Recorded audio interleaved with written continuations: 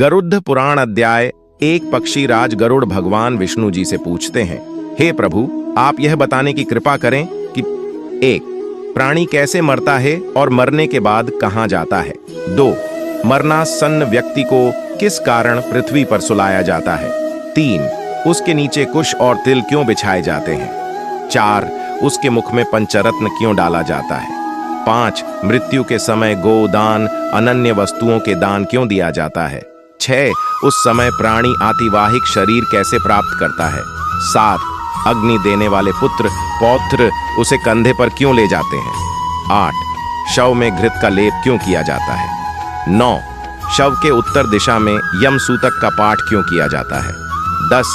मरे हुए व्यक्ति को पीने के लिए जल एक ही वस्त्र धारण करके क्यों दिया जाता है। 11। शव का दाह संस्कार करके उस व्यक्ति को अपने परिजनों के साथ बैठकर भोजन आदि क्यों नहीं करना चाहिए। 12। मृत व्यक्ति के पुत्र 10वें दिन के पहले किस लिए 9 पिंडों का दान देते हैं। 13। शव का दाह संस्कार तथा उसके अनंतरजल तर्पण की क्रिया क्यों की जाती है। 14। किस विधान से पितरों का पिंड दान देना चाहिए। 15। उस पिंड को स्वीकार करने के लिए उनका आवाहन कैसे किया जाता है। 16। दाह संस्कार के बाद अस्थि संचयन और घट फोड़ने का विधान क्यों है। 17। 10वें दिन शुद्धि के लिए सभी परिजनों के साथ खाना तथा पिंडदान क्यों करना चाहिए। 18। एकादश को पिंडदान करने का क्या प्रयोजन है। 19। 13वें दिन पतदान आदि क्यों किया जाता है। 20 वर्ष पर्यंत 16 श्राद्ध क्यों किए जाते हैं। 21 है प्रभु, मनुष्य का शरीर अनित्य है और समय आने पर ही मरता है, किंतु मैं उस छिद्र को नहीं देख सकता जिससे जीव निकल जाता है। 22। प्राणी के अपने जीवन काल में किए गए पाप पुण्य दान आदि शरीर के नष्ट हो जाने पर उसके साथ कैसे चले जाते हैं। 23। मरे हुए प्राणी के लिए स्पिंदिवरण क्यों होता है। 24। जो मनुष्य पापी दुराचारी अथवा हदबुद्धि हैं, मरण के बाद वह किस स्थिति को प्राप्त होते हैं।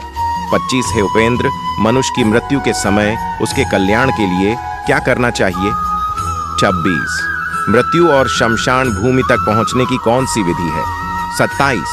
चिता में शव को जलाने की क्या विधि है। 28। तत्काल तथा विलंब से उस जीव को कैसे दूसरी देह प्राप्त होती है। 29। यम लोक संयमनी नगरी को जाने वाले के लिए वर्ष पर्यंत कौन सी क्रियाएं करनी चाहिए। 30। दुर्बुद्धि अथवा दुराचारी व्यक्ति की मृत्यु होने पर उसका प्रायश्चित क्या है। 31। पनाच का आदि में मृत्यु होने पर पंचक शांति के लिए क्या करना चाहिए। 32। बहुत से पापों को करने पर भी इस संसार को पार कर प्राणी आपको कैसे प्राप्त कर सकता है। हे देव, आप मेरे इस संपूर्ण भ्रम को विनिष्ट करने में समर्थ हैं। मैंने आपसे यह सब लोक मंगल की कामना से पूछा है, मुझे बताने की कृपा करें। श्री कृष्ण जी गरुड़ से कहते हैं, हे पक्षीराज, तुमने जो मानव कल्याण के लिए अपनी जिज्ञासा व्यक्त की है वह सर्वश्रेष्ठ है। अब इसका समाधान सुन। जब मनुष्य अपने पिछले जन्म के अच्छे बुरे कर्म के संचित परिणामों को भोगता हुआ और इस जन्म में कर्म करता हुआ मरणासन्न अवस्था को पहुंच जाता है तो शरीर में कई रोग उत्पन्न होते हैं। एक अचानक सर्प की भांति वह मौत के जकड़न में बंधता चला जाता है। वह घर में अस्यहीन अपाहज शारीरिक मानसिक पीड़ाओं से पीड़ित फिर भी जीने की मन में इच्छा को लेकर दुखदायी जीवन व्यतीत करता है। जब मरणासन्न व्यक्ति की इंद्रियों का समूह व्याकुल हो जाता है, चेतन शरीर जड़ीभूत हो जाता है, तब अंतिम क्षणों में एक अलौकिक चेतना आती है जिसमें सभी लोग एक जैसे दिखते हैं।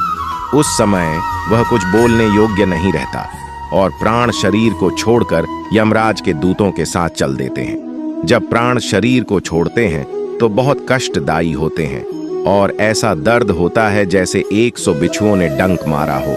उसके मुंह में झाग बनती है और सारा मुंह थूक से भरने लगता है।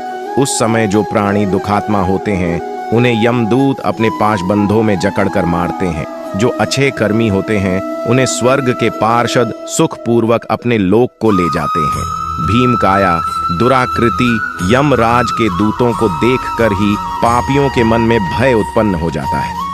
हाहाकार करता हुआ अंगूठे के नाप जितना मृत मनुष्य अपने घर को देखता हुआ यमदूतों द्वारा घसीटा हुआ रास्ते में अनेक यातनाएं सहता हुआ यमराज के सामने ले जाया जाता है।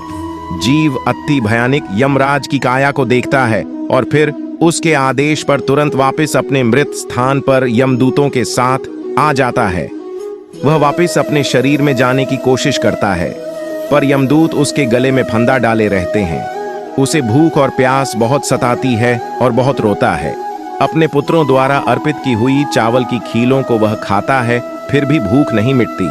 जिन आत्माओं को यह खीलें नहीं मिल पाती, वह सुनसान जंगल में भटकती रहती हैं।